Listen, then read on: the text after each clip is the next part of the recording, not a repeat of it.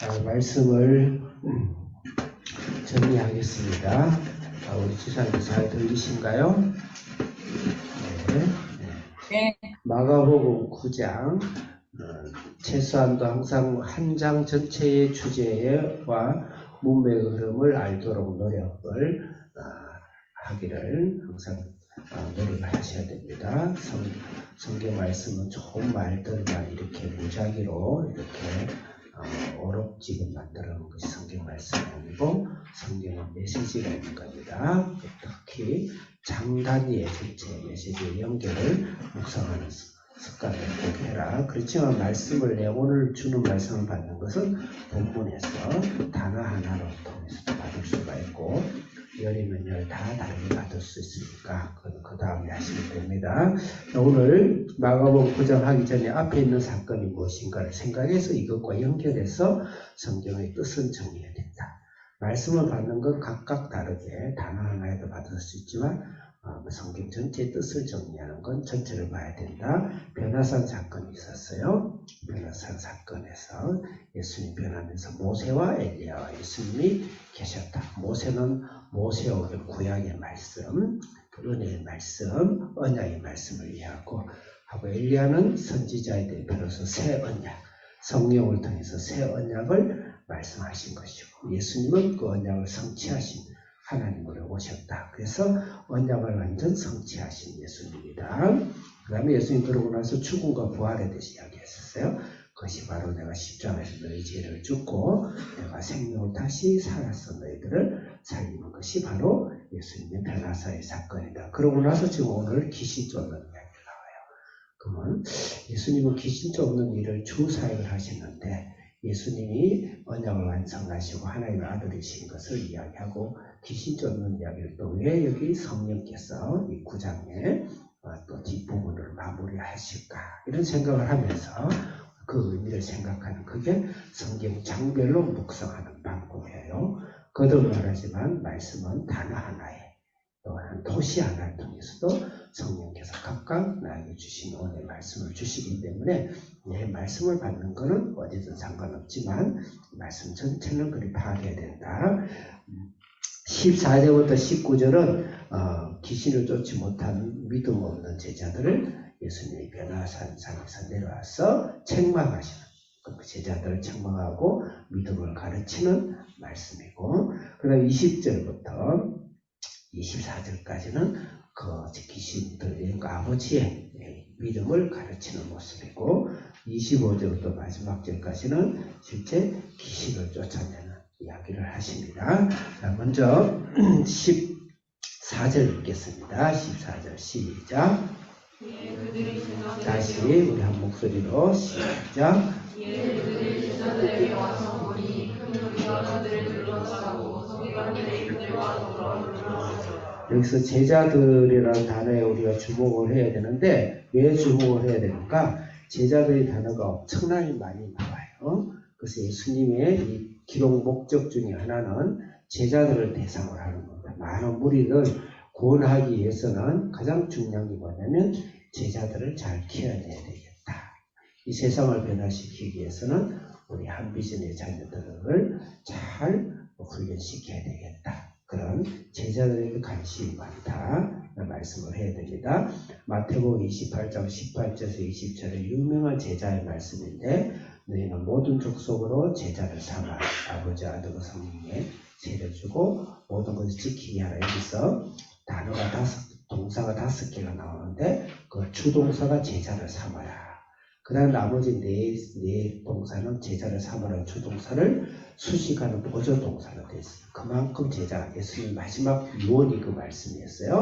그래서 그런 의미의 제자입니다. 제자에서 제자를 삼으라는 보조동사는 가라.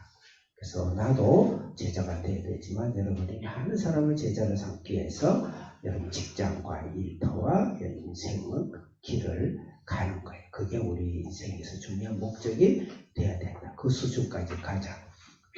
두 번째로는 분부한 것을 가르쳐라 그랬어요. 가르쳐라.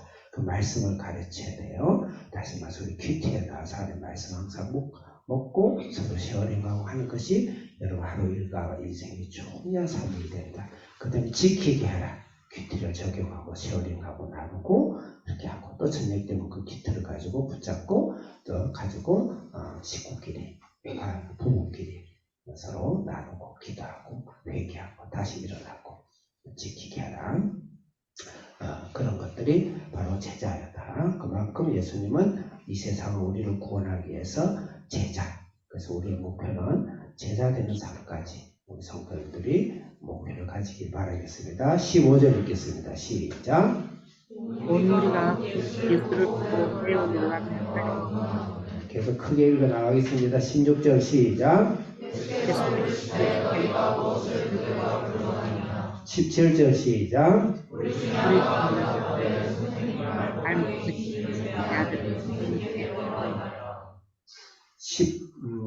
몇 절? 18절 시작. 귀신이 어디서든지 그를 잡으면 거기로서 그를 들으며 이를 알며 이로 파리에 주시니라.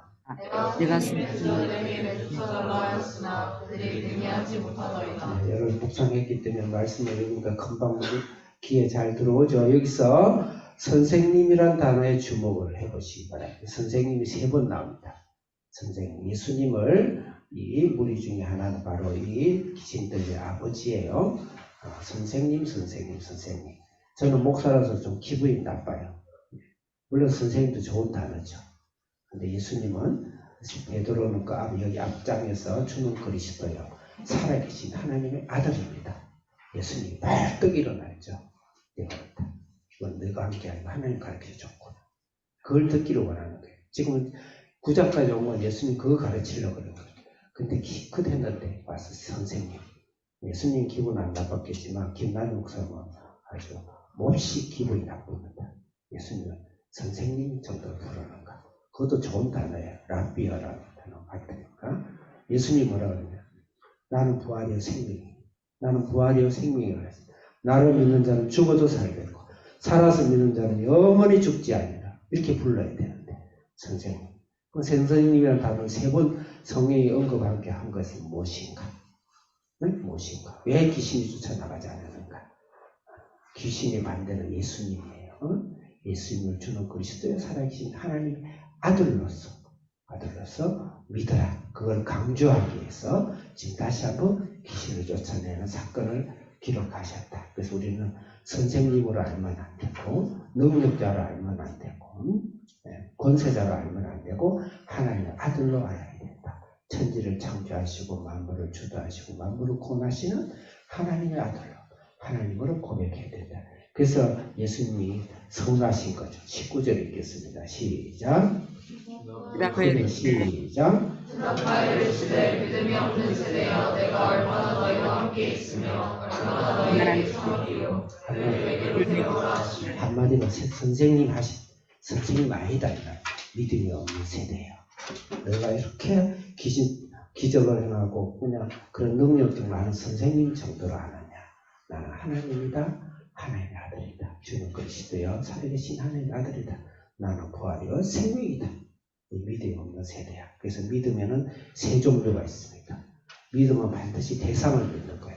나의 확신이나 나의 적극적인 나의 의지나 그것이 아니에요. 그것은 저절로 생기는 거겠지만 믿음은 대상을 믿는 거예요.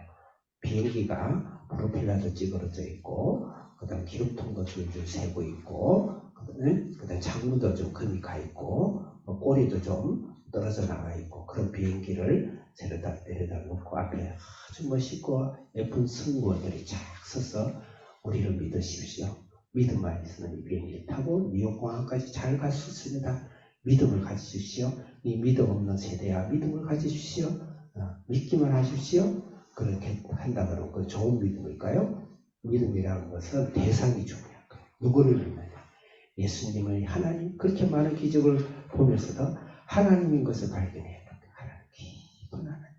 그랬을 때 믿음이 커지는 거예요. 믿음에 유사한 단어가 2가지가 있어요. 미신이에요.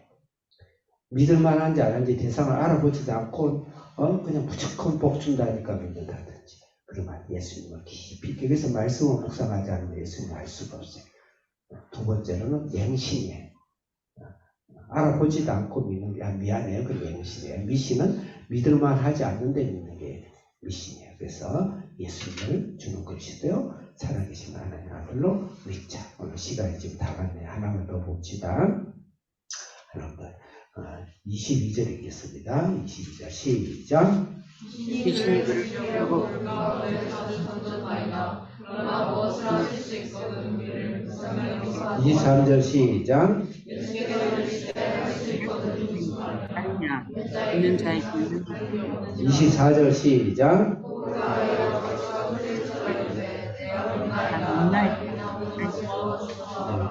이번에는 이 선생님이라 부르는 아이의 아버지의 믿음을 가르치죠. 먼저 묻습니다. 언제 그랬냐? 예수님이 어디 모르겠어요? 그 사람 자기 자신을 시인하게 하고, 그 다음에 예수님께 구하게 해요. 그런데 겨우 구해봐야 무엇을 하실 수 있든지 우리를 도와주세요. 그러니까 당신이 할 수 있으면 나를 도와주세요. 그 말에. 근데 예수님께서 내가 할 수 있다는 말이 무슨 말이냐? 난 하나님인데, 응? 하나님인데, 나는 부활이고 생명이고 이 세상을 창조하고 모든 일을 하는 하나님인 것을 네가 믿어라. 그래서 예수님께서 이런 믿음을 가르치십니다. 마지막으로 이제 귀신을 쫓아내죠.